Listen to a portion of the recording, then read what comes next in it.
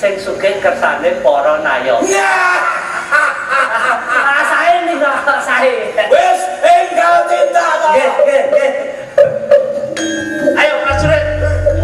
Demok gegerku kowe moh. Tak goncengke. Dek iki ora demok awakku kok. Lah demok apa? Demok pentil. Dadi teng gedebik ngene. Anyel aku. Anyel tenan. Kowe dadi tumenggong yen ora ana pamanmu ya ora mungkin iso dadi. Leh.